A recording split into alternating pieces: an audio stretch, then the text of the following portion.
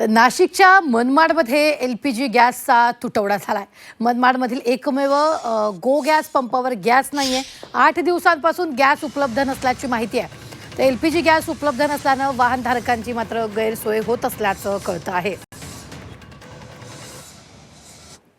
मुळे येथील गॅस उपलब्ध होत नाही, त्याच्यामुळे रिक्षावाल्यांचे, शाळेतल्या मुलं वाहणाऱ्या व्हॅनचे आणि इतर साऱ्या प्रायव्हेट गाड्यांचे बरेच हाल होत आहेत। किती दिवसापासून गॅस नाही आपल्याकडे? जवळपास शुक्रवार रात्रीपासून गॅस नाही आपल्याकडे। काय तुम्ही कंपनीकडे मागणी केली गॅस? कंपनीकडे मागणी केली आहे। कंपनी बुधवार गुरुवार बोलली होती, पण तसे काही उपलब्धता झालेली नाही कंपनीकडून अजून।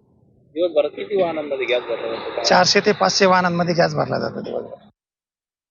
खूप बिकट परिस्थिती आहे आणि आम्हाला गॅस भेटत नाही। खूप अवकाळ आहे आमचं सर्व काही गाडीवरच आहे, त्याच्यामुळे खूप अवकाळ चालू आहे आमच्या रिक्षावाल्यांच्या। किती दिवसापासून गॅस नाही तुम्हाला? आम्हाला 2-4 दिवसापासून गॅस नाही, तर आमच्या गाड्या उभ्या आहे, त्याच्यामुळे खूप हे होतंय, तकलीफ होती।